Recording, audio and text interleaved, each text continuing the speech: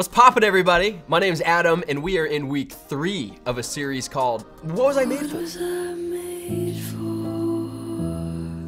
And we're gonna answer that question. But first, I wanna know, do you have a nostalgia game? I'm talking about like a game that just takes you back.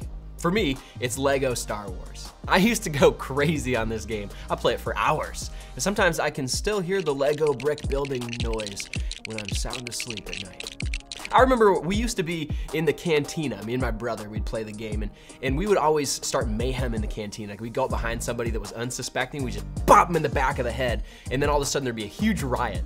It was hilarious every time. But do you know the best part of that game? Leveling up.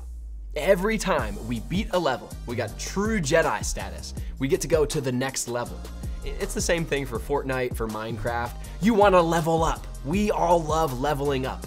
If you play sports, you wanna level up in your sport. Get on a better team, a championship to win, a starting position to earn. If you play an instrument, you wanna level up. You wanna be in the first chair. In competition, you wanna score the maximum number of points. You want a standing O at the end of your recital. Leveling up is part of life. We spend hours, days, weeks, and in some cases, years trying to level up. You can also level up academically by maybe getting to a college or a trade school after you finish high school. And that's good. Maybe you've seen this video of a girl who got an email from her dream college telling her she could finally go to school there. Her parents are fired up for her. She's getting celebrated because she leveled up. And guys, there's nothing wrong with leveling up. In fact, leveling down can be embarrassing at times. It's usually not what we want to do. It's good to level up and it's good to get celebrated when you do. But let me introduce you to something that's not so good. A problem. If we're not careful, our leveling up can turn into our identity. And you might be thinking, what the Sigma is an identity? And if that's what you're thinking, I've got 2 things for you. First of all, please stop. Please stop with the voice.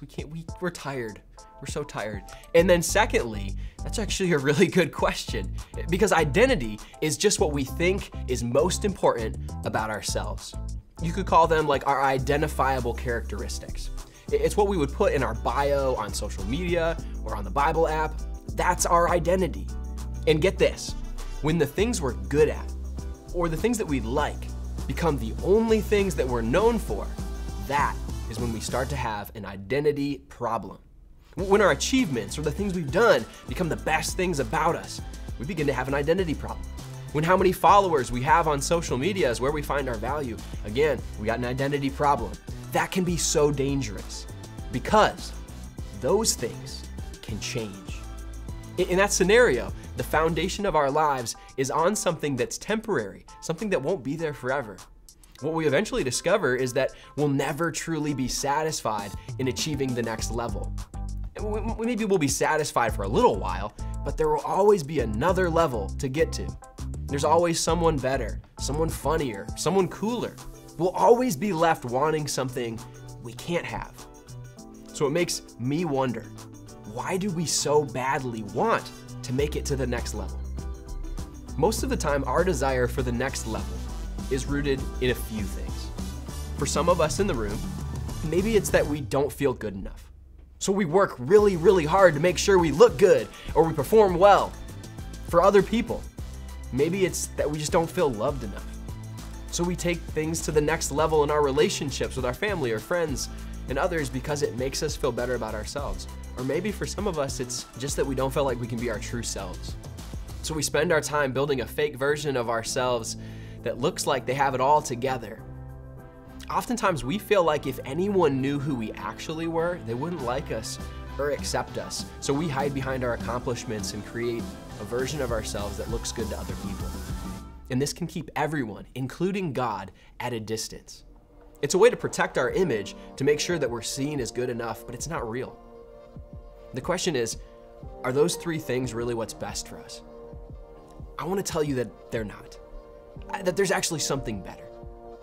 And the truth is, a lot of us struggle with these things, but we're not the first people to ever struggle with this. I love the Bible because it has the answer to our problems. Paul, he wrote most of the New Testament. He's got something to say about that. Paul wrote a letter in the New Testament to a church in Colossae. It's a city, and it's obvious that he wanted to make sure the people that lived there, the Colossians, were reminded of how to keep this problem in check. Paul knew that if they fell into the trap of constantly trying to level up, they would forget who they were.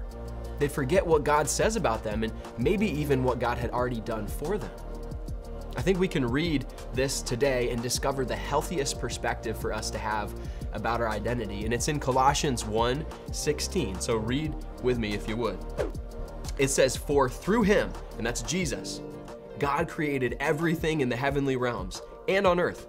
He made the things we can see and the things we can't see, such as thrones, kingdoms, rulers, and authorities in the unseen world. Everything was created through him and for him." Paul was making sure that we have the proper perspective. He wrote that God is an all-powerful creator. Paul said that everything in heaven and on earth was created by God. It's everything we can see and everything we can't see. God created it. In fact, it wasn't just created by God, it was actually created for God. And that includes you and me. You were created for God, just like everything else. And since God created you, don't you think that he cares about you? He does, so much. You were created in the image of your Creator, and your Creator is love. God is love. You were created by God to love and to be loved. Here's the thing. Your identity has already been established. It has already been created. When God looks at you, God sees you as his child, forgiven, blameless, accepted, worthy, significant, valued, loved, and there's even more. Put that in your bio. That is your identity. If you have Jesus in your heart, that is you. Because of Jesus' death on the cross, we don't have to try to level up. God already leveled up for us. Jesus' death and resurrection were God's way of saying you're worthy. You don't have to keep chasing this never-ending road of trying to level up. You don't have to keep trying to be good enough. You are good enough because of Jesus' death and resurrection. And that says you're enough. The truth you can tell yourself is this: I am made for more than what I can do. So in light of this amazing truth, let me ask you two really important questions. First, is your view of yourself shaped by what you do instead of who you are? If it is, you might need to rethink your life. Are you spending so much time trying to get to the next level only to reach that level and then not be satisfied?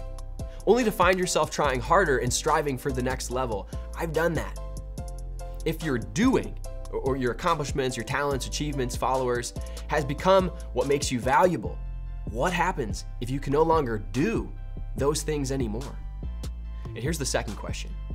Are you building your life on something that's actually going to last? You might be thinking, I'm in middle school, chill out. I've got a lot of life ahead of me to figure out what I'm building it on. And that's probably true. You probably do have a lot of life left to go. But did you know that right now is when you build your foundation for the rest of your life? Middle school is the time. Your life can't be built on temporary things. It doesn't work that way. It makes sense to place our identity in something or someone so much better, so much stronger than achievements or popularity or status. Someone who looks at you and sees you as worth it, regardless of your accomplishments or your failures. The one who created you, God. Because at the end of the day, that is the truth that we can believe for ourselves. I am made for more than what I can do. In your small group, think about this. When God looks at you, what do you think he sees? That's it, Collide. We love you, and we'll see you next time.